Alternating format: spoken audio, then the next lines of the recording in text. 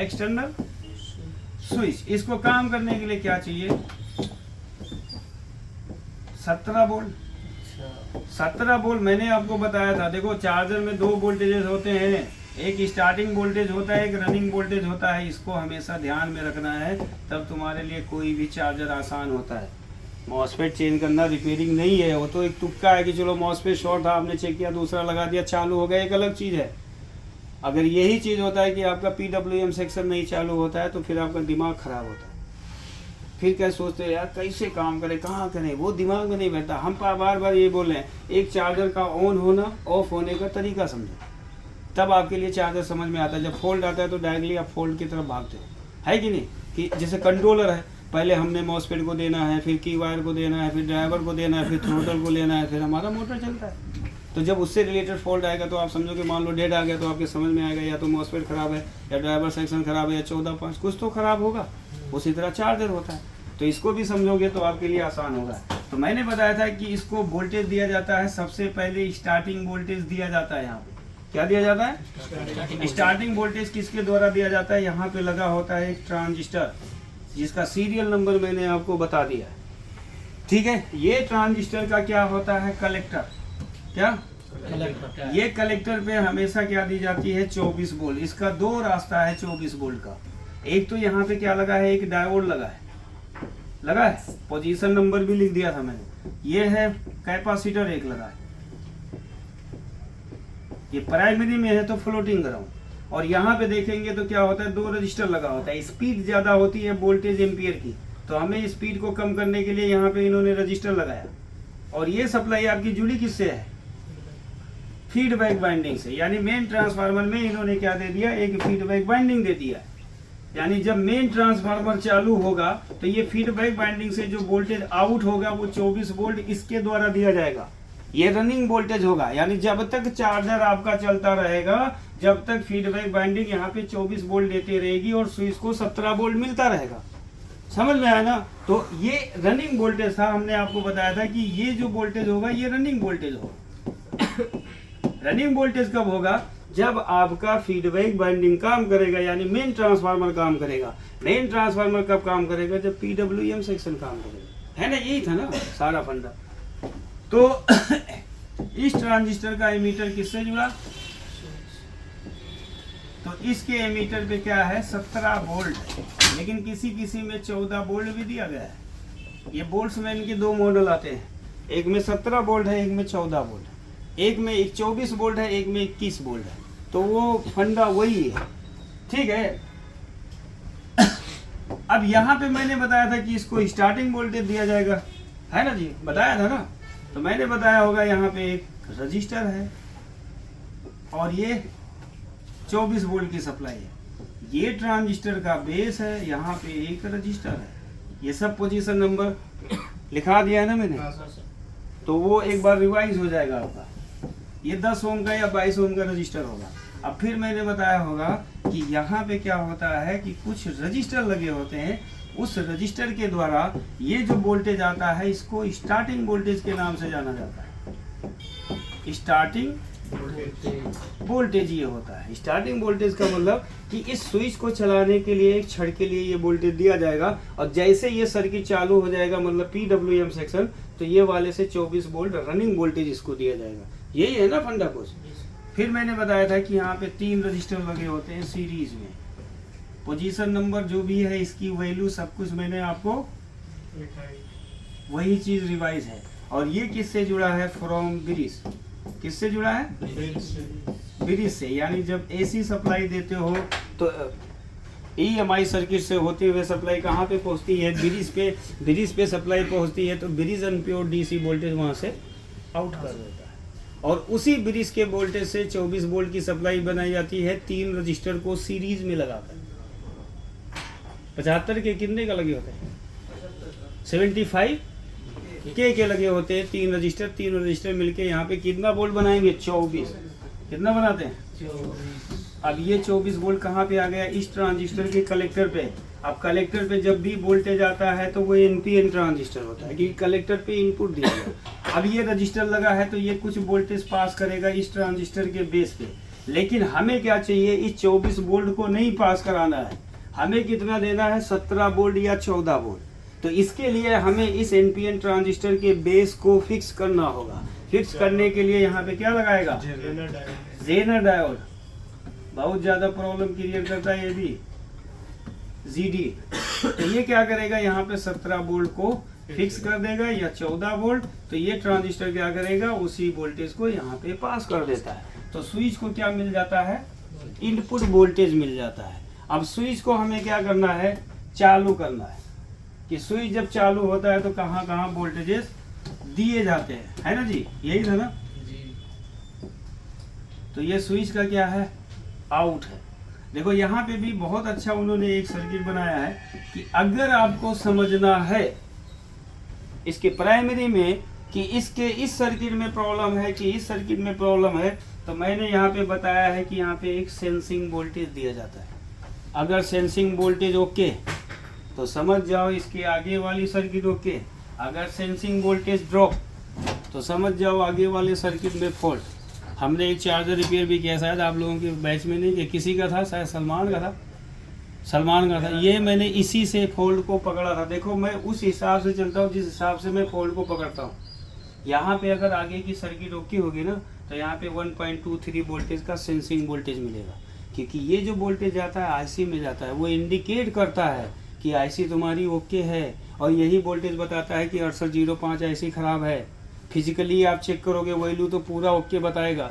जैसे आईसी को निकालोगे, ये भी मैंने बताया, अभी शायद नहीं बताया, कि आईसी को निकाल के आप फॉल्ट को बहुत आसानी से पकड़ सकते हो, क्योंकि ये चार्जर सबसे ज़्यादा तुम्हारे पास आएगा, डेड के लिए आएगा, सबसे ज़्यादा आएगा।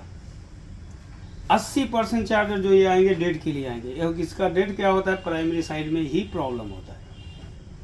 तो आपको अब ऐसे प्राइमरी में तो बहुत सेक्शन है, किस पे काम करना है नहीं पता चलेगा।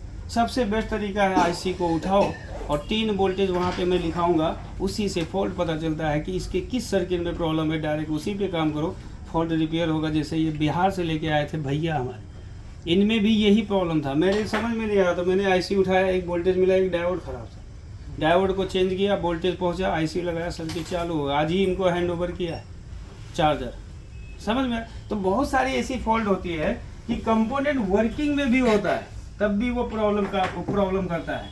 तो यहाँ पे एक सेंसिंग वोल्टेज दिया जाता है, पहले स्विच ऑफ रहेगा तब सेंसिंग वोल्टेज 1.23।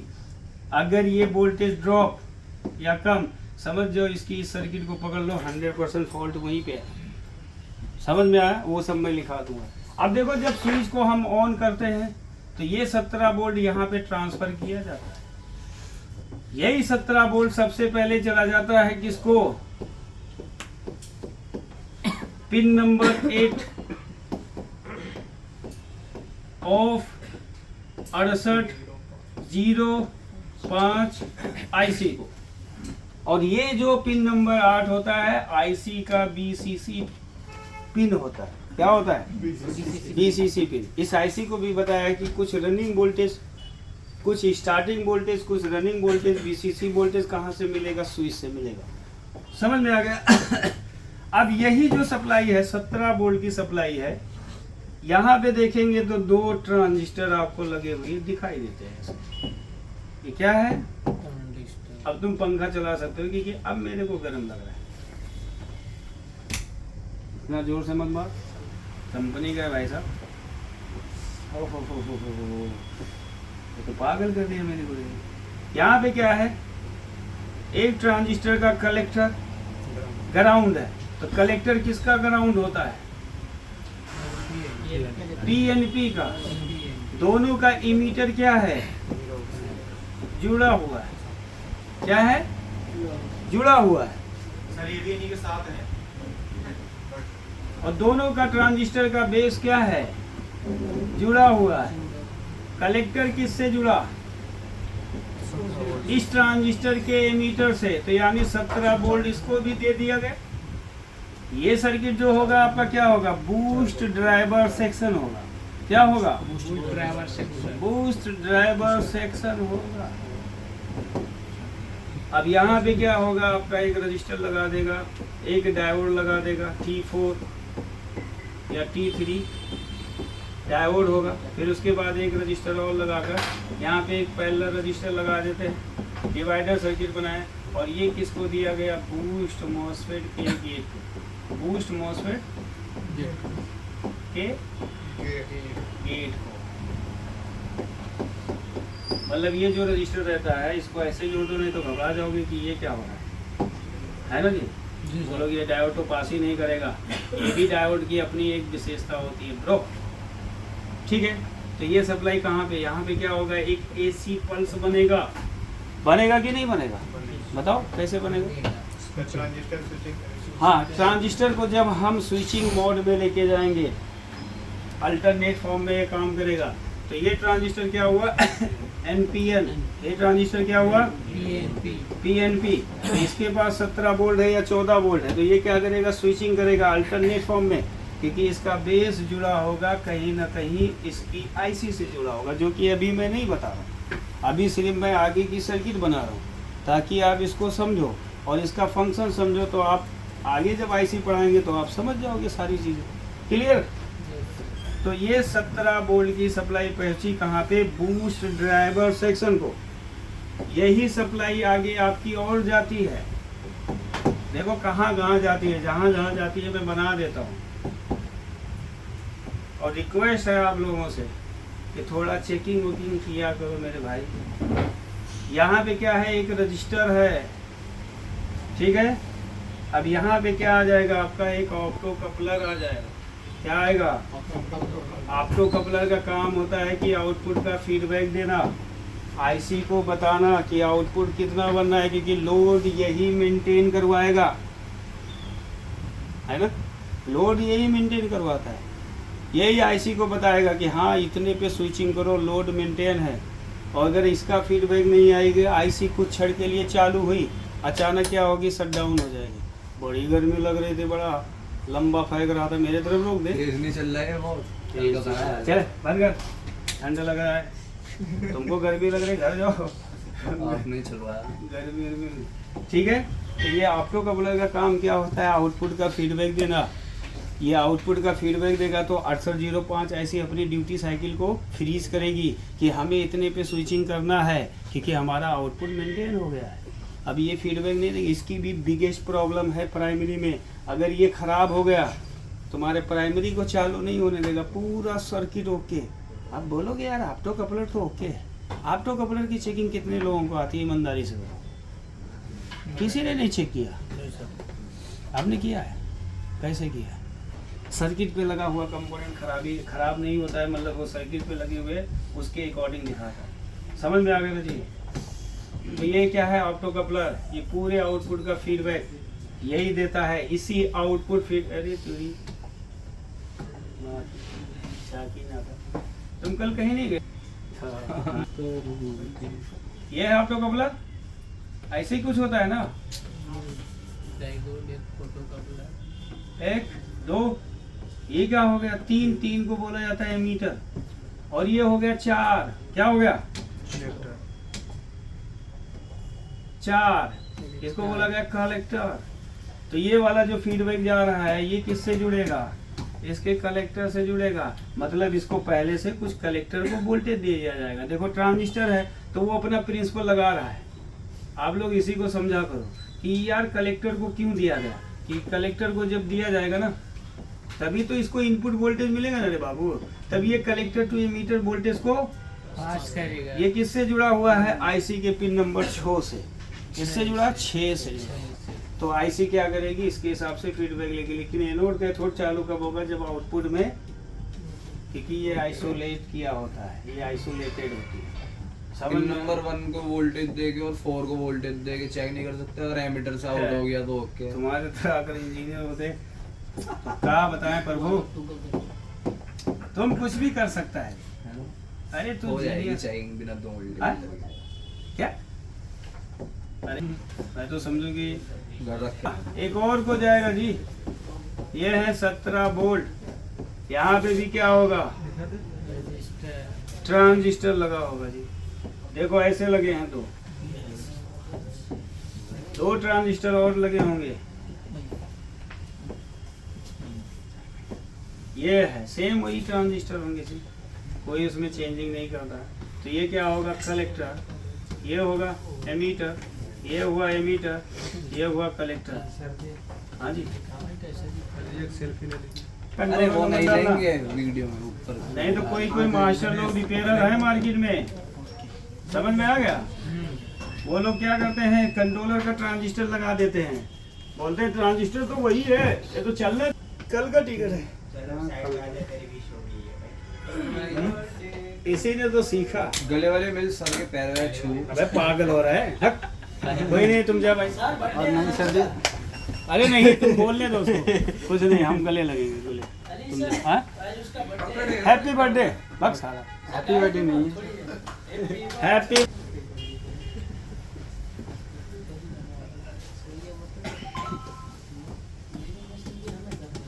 देखो ये था आगे की सर्किट है ना। तो देखो जब स्विच को आप चालू करते हो तो 17 वोल्ट की सप्लाई इन्हीं सेक्शन को सबसे पहले दिया जाता है। जैसे आपका बूस्ट ड्राइवर हो गया, PWM ड्राइवर सेक्शन हो गया, ऑप्टो कपलर हो गया, इन सबको सबसे पहले क्या दिया जाता है 17 वोल्ट की सप्लाई दे दी जाती है। और यही सप्लाई 6805 को भी दी जाती है। अब 6805 को जैसे ही सप्लाई मिला, आईसी ऑन हुई, ऑन होते ही सबसे पहले पिन नंबर 5 को चेक किया, देखा कि वोल्टेज कम, तो इसने क्या कर दिया पिन नंबर 9 से PFC पल्स आउट किया। जैसे ही पल्स आउट किया तो दोनों ट्रांजिस्टर के बेस को दिया, तो दोनों ट्रांजिस्टर को अल्टरनेट फॉर्म में काम करेगा, क्योंकि PFC भी पल्स भी निकलता है, आगे 6805 पढ़ेंगे तो उसमें दिखाएंगे। ठीक है, तो जैसे ही PFC पल्स आउट होगा तो दोनों ट्रांजिस्टर के बेस पे पॉजिटिव नेगेटिव इस तरीके से वोल्टेजेस यहाँ पे जाएगा। तो ये ट्रांजिस्टर क्या करेंगे स्विचिंग करेंगे, और जब स्विचिंग करेंगे तो यहाँ से AC पल्स बनाएंगे। वही AC पल्स कहाँ पे जाएगा बूस्ट मॉसफेट के गेट पे जाएगा, और बूस्ट मॉसफेट का गेट चालू होगा तो वो ड्रेन टू सोर्स वोल्टेज को पास करेगा, यानी जीरो करेगा। तो जिससे कॉइल क्या करेगा पोलरिटी को चेंज करेगा, अपने अंदर मैग्नेटिक फील्ड बनाएगा, और वो बहुत सारा वोल्टेज अपने कोर में फंसा लेता है। वही वोल्टेज किसको दे देता है MFC को, और MFC उस वोल्टेज को स्टोर करके एक हाई लेवल यानी 380 या 390 वोल्टेज के करीब पहुंच जाती है, जिससे लोड क्या होता है मेंटेन हो जाता है। और जैसे जैसे MFC का फीडबैक मिलता जाएगा IC को, IC क्या करेगी जैसे ही 2.4 वोल्ट IC को मिलेगा तो IC क्या करेगी PFC सर्किट को रोक देगी और PWM सेक्शन को चालू करना स्टार्ट करेगी। PWM सेक्शन को चालू करने के लिए पिन नंबर 10 से उसका PWM पल्स निकलता है, जो कि ड्राइवर सेक्शन को जाएगा। जब ड्राइवर सेक्शन चालू होगा, यहाँ पे भी दो ट्रांजिस्टर लगे होते हैं, इनका M7 M2 ये इनका ट्रांजिस्टर का नेम है। यानी ईस्टमैन माइक्रोटेक बोल्ट्समैन में जितने भी ट्रांजिस्टर लगाए गए इसी नंबर के लगाए गए हैं। तो ये SMD में भी है, सॉलिड में भी। सॉलिड का नाम मैंने लिख दिया होगा, जो आपका स्विच में लगा होता है 24 उस वाला ट्रांजिस्टर PQ 22 N करके है ना, AD जो भी है वो लिख दिया है। तो यहाँ पे ये चालू होगा तो यहाँ पे जो ड्राइवर ट्रांसफार्मर होगा इसके प्राइमरी में AC जाएगा, और AC ये किसको पास कर देगा सेकेंडरी को। लेकिन ये इसमें क्या है एक ही रिवाइंडिंग का यूज किया गया है, लेकिन आउटपुट इसने दो लिया है। यहाँ पे देखेंगे तो दो कॉइल की रिवाइंडिंग है, अभी हमने नॉर्मली एक ही बताया है, तो इसमें दो कॉइल की रिवाइंडिंग होती है। यहाँ पे डेट टाइम सेट करने के लिए रजिस्टर का यूज किया जाता है, तो वो क्या करता है उसके हिसाब से प्राइमरी को ऑन ऑफ करता है, उसके हिसाब से यहाँ पे वोल्टेज इसके आउट होंगे। और जब जब वोल्टेज आउट होंगे तो एक मॉसफेट के गेट को जाएगा, दूसरे मॉसफेट के गेट को जाएगा, तो वो मॉसफेट क्या करेंगे अल्टरनेट फॉर्म में काम करेंगे। और जब वो अल्टरनेट फॉर्म में काम करेंगे तो मेन ट्रांसफार्मर आपका चालू होगा, और जब मेन ट्रांसफार्मर चालू होगा तभी आपका चार्जिंग आउटपुट होता है। लेकिन इतनी जो सर्किट है, जो कल परसों नरसों जो भी पढ़ाया होगा सैटरडे को, एक ही सर्किट, इसी में सबसे ज़्यादा फॉल्ट छिपा है। सबसे ज़्यादा फॉल्ट यहीं पे देखने को मिलेगा। कौन सी कंपनी का है sir? Eastman Microtek Boltzmann. Latest model जो न्यू मॉडल है उसमें अलग कर दिया है थोड़ा सा, जो लिथियम फास्ट चार्जर निकाला है उसमें 24 एम्पियर का या कुछ भी 25 एम्पियर का जो है, तो उसका सर्किट थोड़ा लाइट बंद करो पीछे की, देखो यहाँ से ब्लर आ रहा था पीछे को, लाइट बंद कर दे सर। इसमें तो कुछ समझ नहीं आ रहा है। पीछे इन्होंने सर्किट दे रखा है, अच्छा कोई लड़का ने दिया। ठीक है, एक ही है मिल गया नहीं, वो कंट्रोलर ना, हाँ कोई है। और आगे से ये कुछ इस तरह दिया होता है, इसमें भी वही सारी चीज़ों का यूज किया है। और यहाँ पे माइक्रोटेक है, देख सकते हैं आपका ये है। और उसी तरीके से ये वाले जो चार्जर आएंगे, इन्होंने पीछे क्या किया है कुछ भी नहीं दिया, सिर्फ आपका सर्किट दे दिया है। और आगे देखेंगे तो इन्होंने इस तरीके से सारा सर्किट डिजाइन किया है। तो ये भी चार्जर मार्केट में ये बहुत चल रहे हैं, तो इसमें भी वही सारी चीज़ों का यूज है और जो चीज़ उसमें है, लेकिन उसमें बैक साइड सारी चीज़ें हैं। तो यहाँ पे अगर हम देखेंगे तो इसके सेक्शन बता देते हैं। देखो एक आया था हमारे सुनील भाई का, आया था कितने एम्पियर का चार्जर था जी, उसमें बूस्ट मॉसफेट 2 लगाए थे, उसको रिपेयर किया था, मार्केट से खरीदे थे ना जी। उसमें क्या प्रॉब्लम थी? MOSFET और रजिस्टर। ठीक है, तो यहाँ पे देखेंगे ये पावर डायोड है। पावर डायोड देखो यहाँ पे नॉर्मल डायोड भी लगा सकते हैं, लेकिन कंपनी ने नहीं लगाया। वैसे नॉर्मल डायोड क्या करता है, जब ये स्विचिंग मोड में जाता है ना तो इसके पास हाई वोल्टेज होता है, हाई वोल्टेज नॉर्मल डायोड नहीं पास कर सकता, इसलिए यहाँ पे पावर डायोड का यूज़ किया गया। और ये आपका बूस्ट मॉसफेट होता है 4860 M2 BC कंपनी का होता है, ये ओरिजिनल होता है। देखो मॉसफेट भी आपके 3 तरीके के, B3 है, B6 है, वो डुप्लीकेट होते हैं, उनको मत लेना, वरना वो लोड पे काम नहीं करते हैं। विदाउट लोड तो चल जाते हैं, जैसे लोड लेते हैं पट से उड़ जाते हैं। तो ये BC कंपनी का है, 4860 है। यहाँ पे देखेंगे हाँ, ये आपके PWM मॉसफेट होते हैं, 4860 ये भी हैं, दोनों मॉसफेट सेम ही होते हैं, कोई चेंजिंग नहीं होता, बस ये बूस्ट सर्किट पे लगा इसलिए बूस्ट मॉसफेट कहलाया। ये PWM पुशपुल स्विचिंग पे लगा तो इसको पुशपुल स्विचिंग मॉसफेट कहा गया, क्योंकि इन दोनों मॉसफेट से आपका मेन ट्रांसफार्मर चालू होता है। ठीक है, और इससे इस वाले से आपका क्या होता है कि बूस्ट सर्किट आपका चालू होता है तो आपका लोड काम करता है। तो यहाँ पे इस तरीके से दिया गया। अब यहाँ पे देखेंगे 2 ट्रांजिस्टर का बूस्ट ड्राइवर दे दिया है। यहाँ पे एक ट्रांजिस्टर ये लगा है, एक ट्रांजिस्टर ये लगे हैं, बाकी इसके सारे कंपोनेंट्स लगे हैं। ये इसका गेट है, ये ड्रेन है, ये सोर्स। ठीक है, यहाँ पे ब्रिज की वोल्टेज, ये ब्रिज की वोल्टेज से मैंने बताया था 3 वोल्टेज बनता है, 15 वोल्ट, 24 वोल्ट, 2.4 वोल्ट। 2 वोल्टेज आपके IC के लिए होता है, 1 वोल्टेज एक्सटर्नल स्विच के लिए होता है। यहाँ पे देखेंगे एक्सटर्नल स्विच यहाँ पे यूज़ किया गया है, ये ट्रांजिस्टर लगा होता है, PQ करके होता है, 22 N करके। तो यहाँ पे 24 वोल्ट दिया जाता है, यहाँ पे एक्सटर्नल स्विच लगा होता है। तो ये ट्रांजिस्टर ऑन होता है तो ये 17 वोल्ट को यहाँ पे पास कर देता है। ये 6805 ऑसिलेटर IC होती है। ठीक है, और ये आपका क्या होता है, PWM ड्राइवर सेक्शन होता है। यहाँ पे देखो 2 ट्रांजिस्टर का PWM ड्राइवर सेक्शन। ट्रांसफार्मर ये स्विचिंग करेगा तो यहाँ से 2 पल्स ये आउट करता है। एक पल्स आपका फर्स्ट मॉसफेट के गेट को देगा, एक पल्स इसको देगा सेकंड मॉसफेट के गेट को। और इनका जो सोर्स ड्रेन जंक्शन होता है, यहाँ पे देखेंगे डायोड लगाया गया। यहाँ पे 2 डायोड का यूज़ किया गया है। ये डायोड का टर्मिनल जो होता है, ये एनोड जो होता है, ये सोर्स ड्रेन जंक्शन से जुड़े होते हैं। कैथोड किससे जुड़ा होता है, MFC को जुड़ा होता है। इसी वोल्टेज को स्विच करते हैं और इसी वोल्टेज को इसको पास किया जाता है। क्योंकि मैंने बताया था कि PFC सर्किट हमेशा ब्रिज को स्विच करेगा और PWM सेक्शन क्या करेगा, हमेशा MFC की वोल्टेज को स्विच करेगा, क्योंकि इसी से ही मेन ट्रांसफार्मर हमारा आपका चालू होगा। यहाँ पे 2 डायोड लगाया गया, ये फर्स्ट मॉसफेट के सोर्स में लगाया गया, हाँ सोर्स में लगाया गया है, या ट्रांसफार्मर के एक टर्मिनल से जोड़ा गया। इनका एनोड जो होता है वो ग्राउंड होता है, कैथोड जुड़ा होता है। ठीक है, तो यहाँ पे ये जो ट्रांसफार्मर होता है इसको चालू करने का काम कौन करता है, PWM। यहाँ पे शॉर्ट की लगी होती है, ये देखो लगा हुआ, ये शॉर्ट की होते हैं जो इसके सेकेंडरी वाइंडिंग में लगे होते हैं। यहाँ से इसका क्या होता है, आउटपुट होता है, ये आउटपुट होता है, ये लाइन फिल्टर कॉइल होता है, और यहाँ पे इसके आउटपुट कैपेसिटर भी होते हैं।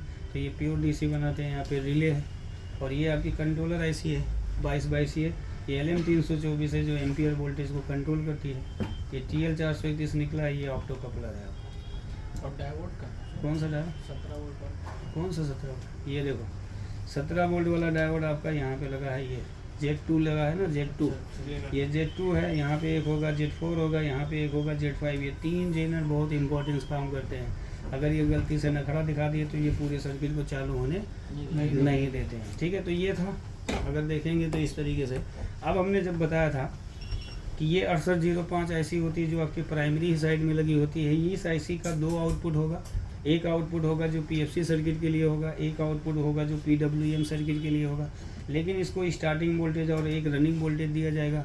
स्टार्टिंग वोल्टेज इसका क्या होता है, पिन नंबर 2 होता है, और रनिंग और स्टार्टिंग वोल्टेज यही होता है, पिन नंबर 2। और यहाँ पे देखेंगे तो पिन नंबर 7 क्या होता है, इसका स्टार्टिंग रनिंग वोल्टेज होता है। ये IC 2 मोड में एक्टिव होती है। जब स्विच ऑफ होता है तब ये एक्टिव हो जाती है, और स्विच जब ऑन होता है तो ये रन कर जाती है, यानी ये अपना काम करना शुरू करती है। 5 नंबर जो इसका होता है वो MFC का फीडबैक होता है। MFC के फीडबैक के लिए इसका यूज़ किया गया है। ये MFC का फीडबैक जब ये लेगी तो ये क्या करेगी, इस IC को पता चलेगा कि MFC पे वोल्टेज अभी कम है। जैसे मैंने शुरू में समझाया कॉइल और कैपेसिटर का फंडामेंटल, कि कॉइल क्या करता है, एम्पियर को रोक लेता है, वोल्टेज को पास कर देता है, तो उनके बीच क्या आ जाता है, गैप आ जाता है। उसी गैप को क्या करना होता है, ख़त्म करना होता है। तो यहाँ पे क्या करेगी, फीडबैक देगी। फीडबैक के लिए इन्होंने रजिस्टर का जो यूज़ किया MFC के, यहाँ पे देखेंगे ये 3 रजिस्टर लगे हैं, 1 2 3। ये MFC के पॉजिटिव से जुड़े होते हैं और ये फीडबैक जुड़ा होता है किससे, इसके 5 नंबर से। यहाँ पे जो आपका 24 वोल्ट, एक 15 वोल्ट का सर्किट है, ये 15 वोल्ट है, ये 24 वोल्ट है और ये आपका 2.4 वोल्ट है, जो कि रनिंग वोल्टेज यहाँ पे मिलेगा हमें 8 या 9 वोल्टेज मिलेगा, रनिंग वोल्टेज होता है। और ये 15 वोल्ट तो आपका वही वोल्टेज होता है, ठीक है ना। तो ये इस तरीके से, तो इसमें चेकिंग में हमें आसानी होगी, इसलिए हम इसका यूज़ कर रहे हैं, ये वाला, जिसका सब ऊपर ही दिया है ना, तो इसके लिए आसान होता है। देखो यहाँ पे क्या है, स्विच है आपका, क्या है ये स्विच है आपका। स्विच का अगर टर्मिनल देखेंगे तो ये किससे जुड़ा है, ट्रांजिस्टर के एमीटर से। ये है ट्रांजिस्टर, NPN ट्रांजिस्टर होता है। ये इसका क्या होता है, कलेक्टर होता है, ठीक है। ये इसका क्या होता है, कलेक्टर होता है। और ये कलेक्टर किससे जुड़ा होता है, इस रजिस्टर से जुड़ा होता है। इस रजिस्टर का दूसरा टर्मिनल किससे जुड़ा है, ट्रांजिस्टर के बेस से जुड़ा है। ट्रांजिस्टर के बेस का ट्रांजिस्टर जेनर जो होता है ये लगा होता है। और यहाँ पे देखेंगे ये फीडबैक वाइंडिंग है आपकी। फीडबैक वाइंडिंग में ये 2 रजिस्टर लगे हैं, ये डायोड का एनोड है, ये कैथोड है, ये शॉर्टकी होती है, रेक्टिफायर डायोड होता है, नॉर्मल डायोड से अलग होता है। और यहाँ पे एक कैपेसिटर का यूज़ किया गया है। तो ये क्या होगा, रनिंग वोल्टेज देगा, लेकिन रनिंग वोल्टेज ये कब देगा, जब आपका ट्रांसफार्मर चालू होगा, तभी आपका फीडबैक वाइंडिंग में वोल्टेज बनता है। अगर ट्रांसफार्मर नहीं चालू होगा तो यहाँ पे कोई वोल्टेज नहीं होगा। तो इस IC को ट्रिगर करने के लिए एक 17 वोल्ट की सप्लाई बनाई जाती है अलग से, वो ट्रांजिस्टर को लगाकर 17 वोल्ट की सप्लाई बनाई गई है। यहाँ पे देखेंगे तो ये ब्रिज है आपका। ब्रिज से अगर आप देखेंगे तो जब यहाँ से आपकी सप्लाई निकलती है तो ये कॉइल पे आती है, कॉइल के बाद आपका NTC पे, NTC के बाद डायोड, डायोड का ये एनोड होता है, ये क्या होता है, कैथोड होता है। और यही वोल्टेज एक जंपर के द्वारा कहाँ पे आता है, इस बूस्ट मॉसफेट के ड्रेन पे आता है, ये बूस्ट मॉसफेट होता है, ठीक है। और यहाँ पे एक पावर डायोड का यूज़ किया गया है। दोनों डायोड का कैथोड जंक्शन आपस में जुड़ा होता है। और ये MFC का पॉजिटिव टर्मिनल होता है, ये नेगेटिव होता है। ये देखो यहाँ पे शंट लगाया गया, कभी कभी इसका नेगेटिव उड़ जाता है। नेगेटिव क्या होता है, क्योंकि ये रेजिस्टेंस क्या करता है, अपना बढ़ा देता है। अगर रेजिस्टेंस बढ़ा देगा तो इसकी ग्राउंड सप्लाई आगे वाले का डिस्कनेक्ट कर देगा। अब आगे वाले का ग्राउंड डिस्कनेक्ट हो गया तो आगे की सर्किट काम करना बंद कर देती है। सेम कंट्रोलर की तरह इन्होंने समझाया, जैसे कंट्रोलर में मैंने समझाया है कि अगर ग्राउंड सप्लाई ब्रेक हो जाती है तो आपका सारा वायर काम करना बंद कर देता है। वहाँ पे वोल्टेजेस भी होते हैं, सर्किट भी ओके होता है, लेकिन वो वायर काम नहीं करते क्योंकि उनको ग्राउंड सप्लाई नहीं मिलती है। तो इसीलिए ये शंट का याद रखना, कोई कोई इसको निकाल देता है तो इसका ग्राउंड डिस्कनेक्ट हो जाता है। तो इसका ज़रूर फोकस करना बहुत इंपॉर्टेंट होता है। समझ में आ गया, शंट का बहुत इंपॉर्टेंस खेल होता है SMPS में, क्योंकि शंट ज़्यादातर अपनी वैल्यू को बढ़ा लेता है, ठीक है ना जी। अब यहाँ पे देखेंगे ये बूस्ट मॉसफेट है, ये सोर्स है, ये इसका ड्रेन है, ये इसका क्या है, गेट है। यहाँ पे देखेंगे 2 ट्रांजिस्टर का यूज़ किया गया है।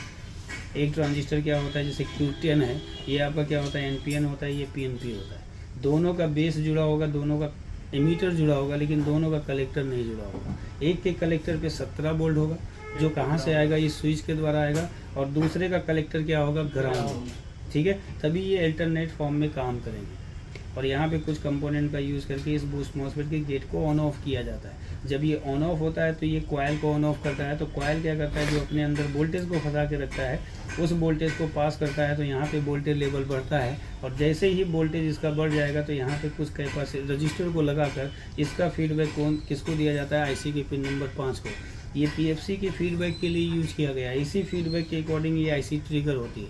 अगर इसका फीडबैक ना मिले, ये वोल्टेज, ये रेजिस्टेंस अपने बढ़ा दें वैल्यू को, तो इसको वोल्टेज नहीं मिलेगा, ये दबा के स्विचिंग करेगी। जैसे क्या होता है, अगर ये वोल्टेज कम दे, मान लेते हैं किसी ने रेजिस्टेंस बढ़ा लिया ना, अब रेजिस्टेंस बढ़ाएगा तो कम पास करेगा, इसको कम वोल्टेज मिलेगा, ये दबा के PFC पल्स आउट करेगी, ये इधर वाली सर्किट को उड़ाती रहेगी, क्योंकि IC को फीडबैक गलत मिल रहा है। क्योंकि IC का एक ड्यूटी साइकिल का लिमिटेशन होता है कि इतने तक निकाल सकती है, ठीक है। वो आगे हम जब ऑसिलेटर IC पढ़ेंगे तो वो कैसे क्या होता है, ड्यूटी साइकिल कैसे क्या लिमिटेशन होता है, वो सब पढ़ेंगे।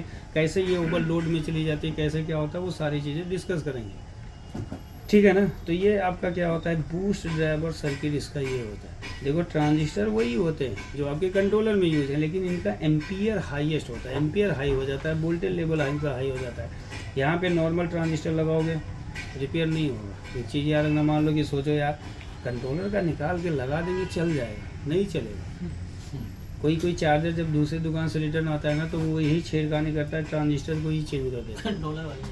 फंस जाते हो आप, सोचते हो यार सब कुछ होके सर्किटिया काहे नहीं चालू हो रही है, तो सर्किटिया में कहीं ना कहीं छेड़खानी हुई है। समझ में आ गया। तो वो चीज़ें होती हैं। तो यहाँ पे देखेंगे तो एक 15 वोल्ट का सर्किट है, यहाँ से यहाँ 15 वोल्ट है, ये एक जंपर है और ये 15 वोल्ट की सप्लाई कहाँ आती है, इस जेनर पे आती है, ठीक है। और इस जेनर के बाद एक रजिस्टर का यूज़ किया गया, इसका दूसरा टर्मिनल जुड़ा है किससे, पिन नंबर 2 से।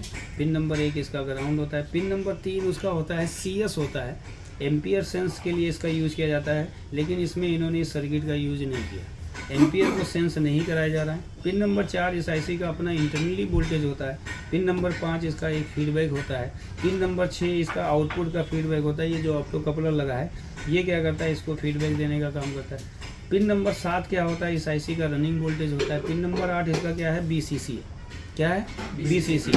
तो देखो जो सर्किट हमने पढ़ाया था एक बार मैं इसको चेक करा देता हूँ ताकि आपके समझ में आ जाए कि यही इतना सर्किट मोस्ट इम्पॉर्टेंट है। इसी सर्किट में फॉल्ट है और इसी सर्किट में चार्जर डेड की प्रॉब्लम है। बाकी आउटपुट में जो इसके एरर आते हैं, इसके एक एक LED के हिसाब से एरर बताया जाता है। सिम्टोन्स एरर यहाँ पे देखने को मिलेंगे, 25% कर रहा है, 50 कर रहा है, 75 कर रहा है, 100 कर रहा है, क्या क्या प्रॉब्लम होती है। ये चाइल्ड PCB होती है तो इसके हिसाब से यहाँ पे पूरा ट्रेक बताया जाता है। आउटपुट में कोई भी प्रॉब्लम होगी तो ये LED से ही आपको पता चलेगा, लेकिन प्राइमरी में अगर कोई भी प्रॉब्लम होगा तो ये सर्किट चालू ही नहीं होगा, ये चालू नहीं होगा तो ये नहीं चालू होगा, LED नहीं चालू होगी। समझ में आ गया। तो इसका एक एक एरर बताया जाता है, एक एक वोल्टेज बताया जाता है, किस पिन पे कितना वोल्टेज बनेगा, जिससे एम्पियर की प्रॉब्लम आएगी तो उसे आप सॉल्व कर सकते हो, ठीक है। देखो ये ब्रिज है ना, ब्रिज से हम चल ले। देखो एक बार मैं प्रिंसिपल समझा रहा हूँ। AC आपने डाला, AC जब आप लगाते हैं तो दो रास्ते में ये सप्लाई जाती है। एक तो AC को सेंस कराने जाती है, क्या कराने जाती है, AC सेंस नहीं करेगी तो दो प्रॉब्लम आपके चार्जर में आती है आउटपुट में। एक तो आपकी IPS की प्रॉब्लम आती है, एक IPP की प्रॉब्लम आती है। ये दो प्रॉब्लम आपको देखने को मिलती है। IPS IPP वो कैसे होता है वो सब आपको इसका जब आउटपुट सेक्शन पढ़ाया जाएगा तो सब बताया जाता है। यहाँ पे 5 रजिस्टर का सीरीज बनाएगा और ये रजिस्टर मेगा ओम के रजिस्टर होते हैं। 1 मेगा ओम 2 मेगा ओम तक के रजिस्टर का यूज़ किया गया, ठीक है। यहाँ से वोल्टेज निकलेगा तो यहाँ पे 2 रजिस्टर का यूज़ किया गया। अब इनसे वोल्टेज निकलेगा तो इस IC का ये कंपरेटर होती है, ये पिन नंबर 2 और पिन नंबर 12 और 13 और 14 से इसका एक आउटपुट होता है। ये आउटपुट कहाँ पे आता है, लॉजिक कार्ड पे आता है, यानी चाइल्ड PCB पे आएगा। चाइल्ड PCB से कंट्रोलर को जाएगा और वहाँ पे जो मेन LED लगी होती है उस LED को क्या करेगा, ऑन करवाएगा। अब कंट्रोलर IC क्या करेगा, अगर इसको सेंस नहीं करेगा आपका प्राइमरी सेक्शन ओके होगा, आउटपुट भी बनाएगा, लेकिन एम्पियर को बनने नहीं देगा। एम्पियर नहीं बनेगा तो आपका सर्किट चालू नहीं होता है, ठीक है। क्योंकि आउटपुट में कंपरेटर लगा है, ये TL 431 लगी है जो चार्जर को कट ऑफ करवाएगी। वो सब कैसे होता है वो आउटपुट सेक्शन में धीरे धीरे पढ़ते हैं। यहाँ पे 78L05 IC का यूज़ किया गया, जो कि यहाँ पे 12 वोल्ट लेगी, 5 वोल्ट की सप्लाई से इस चाइल्ड PCB पे लगे हुए कंट्रोलर IC को क्या करेगी, ऑन करेगी। तभी कंट्रोलर IC समझेगा हाँ AC सप्लाई लग चुका है, ठीक है। तो ब्रिज से जब आपने सप्लाई यहाँ पे दिया तो ये AC सेंसिंग का, जो कि अभी हमने नहीं पढ़ा, ये थर्मिस्टर का भी बहुत इंपॉर्टेंस होता है। अगर ये थर्मिस्टर की सप्लाई कभी कभी इस वाइटनर में ब्रेक हो जाती है, थर्मिस्टर की सप्लाई इसके पिन नंबर 9 को नहीं मिलेगा, तब भी ये चार्जर को ऑन होने नहीं देता है, किसी न किसी को उड़ाता रहेगा या चार्जर को ही ऑन नहीं देगा। तो ये भी थर्मिस्टर भी आपका मोस्ट इंपॉर्टेंट है। और जहाँ जहाँ इसने वाइट मारा है ना, इसकी सप्लाई यहाँ पर सबसे ज़्यादा ब्रेक होती है अगर ये चार्जर आता है। सबसे ज़्यादा ये सीक्रेट चीज़ें होती है, इसी के अंदर सप्लाई ब्रेक हो जाती है, आपको दिखाई नहीं देगा।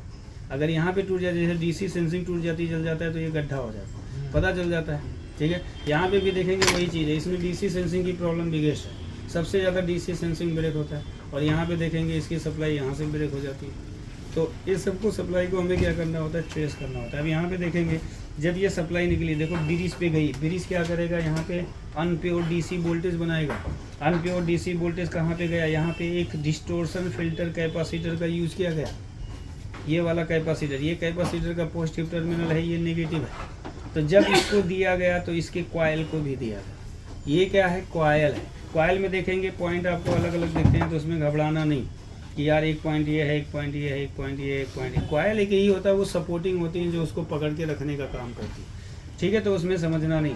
अगर आप यहाँ से चेक करोगे तो यहाँ से तो जब 300 प्लस DC वोल्ट बना तो ये DC वोल्ट एक तो डायरेक्ट गया, यहाँ पे आया, और ये इसके द्वारा कहाँ पे गया, इस पे गया ना। अब ये कॉइल का एक टर्मिनल ये है ना, तो ये कॉइल नहीं है, ये इसकी सपोर्टिंग पिन होती है जो उसको पकड़ के रखता है। कॉइल आपका ये होगा, इधर इधर चेक करोगे तो क्या आएगा, बी आएगा, अब यहाँ पे देखो ये कॉयल का एक टर्मिनल है, बीप आ गया, ये कॉयल को जब जाएगा तो इसको भी देगा। तो यहाँ पे एक डायोड का एनोड लगा, वो सॉरी एक जंपर लगा दिया, ये जंपर है, जंपर का दूसरा टर्मिनल यहाँ पे देखेंगे तो यहाँ पे आ गया। और ये कहाँ पे आ गया, बूस्ट मॉसफेट के ड्रेन पे आ गया। तो इसके ड्रेन पे वोल्टेज आ जाएगा। इसके ड्रेन पे क्या लगा है, एक पावर डायोड लगा है ना, ये पावर डायोड।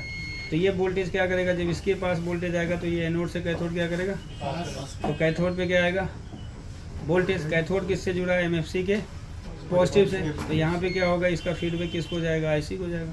उसी तरीके से जब ये वोल्टेज इस वाले इससे आता है ना, तो इस पे आएगा एनटीसी पे, कहीं कहीं पीटीसी होता है, ये एनटीसी है। तो यहाँ पे आएगा, तो यहाँ पे देखेंगे तो ये वोल्टेज जब आया तो यहाँ पे भी एक डायोड लगा हुआ है, इसके दोनों वोल्टेज को पास कराया जा रहा है, इधर से इधर और इधर से इधर। तो यहाँ पे डायोड का एनोड है, ये एनोड है इसका, ये कैथोड है। कैथोड यहाँ पे दोनों डायोड का कैथोड आपस में जुड़ा हुआ है। यही कैथोड किससे जुड़ा है, एमएफसी से। कुछ वोल्टेज इसके द्वारा दिया जाएगा, कुछ वोल्टेज इसके द्वारा दिया जाएगा। तो यहाँ पे क्या होगा, एक वोल्टेज लेवल बढ़ेगा तो एमएफसी का वोल्टेज मेंटेन होगा, क्योंकि यहाँ पे पीएफसी सर्किट अगर नहीं चालू हुआ तो पावर फैक्टर करेक्शन की प्रॉब्लम रहेगी, लोड आपका काम नहीं करेगा। ठीक है, अब यही वोल्टेज अगर हम देखेंगे तो यहाँ पे वोल्टेज मिला, ये रजिस्टर का दूसरा टर्मिनल, और यहाँ पे एक जंपर लगाया गया। अब ये सप्लाई कहाँ जाती है, ये आईसी का रनिंग वोल्टेज है। क्या है, ये जेनर होता है, 12 वोल्ट का जेनर होता है। लेकिन यहाँ पे क्या आएगा, 15 वोल्ट। देखो जब स्विच ऑफ होता है तो जेनर काम नहीं करता है, ये भी एक चीज़ याद रखना। देखो सर्किट जब रन करता है तभी कुछ रजिस्टर और कुछ जेनर एक्टिव होंगे। अब ये नहीं होता है शुरू में, देखो यार 15 वोल्ट दिखा रहा, लगता है जेनर खराब है ना, क्योंकि स्विच अभी बंद है तो ये 15 वोल्ट को रोक के रखेगा। क्योंकि जैसे ही सर्किट को रन किया जाता है तो ये जेनर डायोड तब एक्टिव होता है, तब ये क्या करेगा, अपना काम करेगा, तुरंत नहीं काम करता है। समझ में आ गया ना। तो यहाँ पे आ गया ये सप्लाई, ओ सॉरी यहाँ से जेनर पे आ गया। अब ये जेनर से एक रजिस्टर पे गया, रजिस्टर की दूसरी सप्लाई कहाँ पे, ये 270 के का रजिस्टर होता है, और ये कहाँ पे जाएगा, पिन नंबर 2 पे। तो मैंने बताया था कि जब स्विच ऑफ रहेगा और यहाँ पे एसी सप्लाई दोगे तो यहाँ पे पिन नंबर 2 पे क्या आना चाहिए, 0.8 वोल्ट देखने को मिलेगा। कितना मिलेगा, 0.8 वोल्ट मिलेगा। लेकिन जब स्विच आपका ऑन होगा तो ये वोल्टेज रनिंग मोड में जाएगा, तो यहाँ पे कितना मिलेगा, 2.3 मिलेगा, 2.3 या 2.1 या 2.3 वोल्टेज मिलेगा। क्योंकि उस वक्त क्या होता है, जेनर आपका एक्टिव होता है। जैसे जेनर एक्टिव होगा तो 15 में से वोल्टेज को ड्रॉप मार देगा और कुछ वोल्टेज इसको देगा, और ये बाकी वोल्टेज यहाँ पे पास कर देगा। ये जो होता है इस आईसी को पुश करने का एक वोल्टेज होता है। अगर गलती से ये वोल्टेज नहीं बनेगा तो यहाँ से 2 आउटपुट कभी भी नहीं होगा। ये जो होता है एक पुशिंग वोल्टेज होता है, जिससे मैं पुराने बच्चों को पढ़ाया था 35-25 ऑसिलेटर आईसी में। पिन नंबर 8 जो होता है वो पीडब्ल्यूएम को पुश करता है, तभी आपका पिन नंबर 11-14 से वोल्टेज आउट होगा। अगर पिन नंबर 8 पे वोल्टेज ना ही बनेगा तो सारा सर्किट ओके होगा, लेकिन पीएफसी हो उसका पल्स कभी भी आउट नहीं होगा। तो ये क्या है, रनिंग वोल्टेज है, जो कि मोस्ट इंपॉर्टेंट है। अगर ये नहीं बनेगा तो सब कुछ ओके रहेगा। ये क्या करेगा, पीएफसी को आउट होने नहीं देगा। तो आपको लगेगा यार आईसी ख़राब है। अब आईसी आप चेंज करोगे, आईसी चेंज करने का मतलब फाइनल रिपेयरिंग। अगर आईसी चेंज किया तो 100% प्रॉब्लम सॉल्व होगा। तो फिर बोलोगे यार आईसी चेंज कर दिया फिर भी प्रॉब्लम बना हुआ है, तो इसका मतलब वो आईसी ओके थी, आपने गलत तरीके से रिपेयर किया है कि नहीं, आपने उस चीज़ को समझा नहीं। देखो मेन समझना है कि कब काम करेगी तो आपके लिए सर्किट आसान होगा। तो of mode 0.8 volt, on mode क्या होगा, यहाँ पे 2.3 वोल्टेज। ये वोल्टेज याद रखो, कभी भी दिक्कत नहीं आएगी। उसके बाद यहाँ पे देखेंगे तो आपकी जो सप्लाई बनती है 24 वोल्ट की, ये है ये और यहाँ से बनी 24 वोल्ट। 24 वोल्ट की सप्लाई डायरेक्ट जाएगी ट्रांजिस्टर के कलेक्टर पे, गई, और ये इस रजिस्टर के एक टर्मिनल पे जाएगी, गई ना। यहाँ पे जंपर लिया गया, कोई नहीं, ये जंपर है ना, एक जंपर ले लिया गया, यहाँ पे आई। और यही सप्लाई कहाँ पे जड़ी है, फीडबैक बाइंडिंग में लगी डायोड के कैथोड से और फिल्टर कैपेसिटर के पॉजिटिव से। अब इसी सप्लाई में क्या है, ये रजिस्टर लगा है, तो ये रजिस्टर कुछ वोल्टेज पास करेगा, कहाँ पे देगा, ट्रांजिस्टर के बेस को देगा। ट्रांजिस्टर के बेस की वोल्टेज फिक्स करनी है तो यहाँ पे क्या लगा है, एक जेनर, ये जेनर लगा दिया। तो ये Z3 है, इसका काम क्या होता है, इसकी बेस की वोल्टेज फिक्स करना। कभी कभी ये भी ख़राब हो जाते हैं, नखरे दिखा देते हैं, ओके भी रहते हैं लेकिन फिर भी नखरे दिखाए होते हैं। इनको उठाते ही पता चलता है कि कहाँ पे प्रॉब्लम है। हाँ, ये जेनर डायोड, ठीक है। तो जैसे ही इसको वोल्टेज मिलेगा तो इसका बेस क्या हो जाएगा, चालू हो जाएगा। और ये एनपीएन ट्रांजिस्टर होता है, तो ये कलेक्टर की वोल्टेज किसको दे देगा, एमीटर को, और यही एमीटर की वोल्टेज किसको जाएगी, स्विच को जाएगी। यही ना। फिर मैंने बताया था यहाँ से सप्लाई निकलेगी 2.4 वोल्टेज की। यहाँ पे 2.4 वोल्ट होता है कब, जब स्विच आपका ऑफ रहेगा। स्विच ऑन होगा तो यहाँ पे कितना वोल्टेज होगा, 9 वोल्ट या 8 वोल्ट होगा। ये आईसी का पीएफसी पीडब्ल्यूएम को सप्लाई देने के लिए, उसको निकालने के लिए ये इस आईसी का रनिंग वोल्टेज है, जो कि मोस्ट इंपॉर्टेंट है। समझ में आ गया। तो यहाँ से मिलेगा 2.4 वोल्ट। ये 2.4 वोल्ट कहाँ जाएगा, एक रजिस्टर यहाँ पे लगा है, ये फिर पैरेलल में है, यहाँ पे डायोड है। ये डायोड बहुत बड़ा प्रॉब्लम क्रिएट करता है। आप बोलोगे यार ये तो ओके बता रहा है। हमेशा मैं बार बार क्यों बोलता हूँ कि कंपोनेंट को हमेशा वर्किंग कंडीशन में चेक करो, आपको असली फॉल्ट, रियल फॉल्ट देखने को मिलेगा। ये आप देखोगे, बोलोगे 600 तो दिखा रहा है, ये पूरा वोल्टेज ब्लॉक कर देगा। भाई साहब, वोल्टेज ही नहीं आउट होने देगा, इतना खतरनाक हो जाता है। क्योंकि लीकेज जेनर का बढ़ेगा तो वो एनोड से कैथोड की वोल्टेज को ब्लॉक करना शुरू करेगा। क्योंकि जब भी डायोड काम करता है तो ये लीकेज वोल्टेज छोड़ता है 0.7 वोल्ट। आपने पढ़ा होगा ना, ये 0.7 वोल्टेज, शॉर्ट की हमेशा 0.3 वोल्टेज, दोनों में फ़र्क होता है। तो पता चल रहा है यही ख़राब है। ये इसके चार्जर में यही ख़राब है, जो बिहार से लेके आए थे भैया हमारे, क्या नाम है, पंजाब से, सॉरी पंजाब से। तो इसमें यही प्रॉब्लम था। मैंने इसको उठाया, मेरे को फॉल्ट पता चला और मैंने दूसरा डायोड लगाया, सर्किट चालू हो गया। अब आपके पास होता तो बोलते यार ये तो ओके। इसमें जितने भी कंपोनेंट्स लगे हैं मोस्ट प्रॉब्लम क्रिएट करते हैं। इनको कभी भी इनके ओके कंडीशन पे नहीं जाना, एक बार निकाल के इनको ज़रूर चेक करना, ये रियल फॉल्ट दिखाएंगे आपको। नहीं तो आप इसी एक सप्लाई में फंसे रहोगे और ये 17 वोल्ट को ड्रॉप मार देगा, उसको रिपेयर नहीं कर पाओगे तो फिर बोलोगे हमको कुछ नहीं सिखाएगा। दिक्कत होगी ना तुम लोगों को। तो यहाँ पे डायोड का ये कैथोड, एनोड इससे जुड़ा, ये कैथोड, यहाँ पे एक फिल्टर कैपेसिटर, एक रजिस्टर और एक जेनर।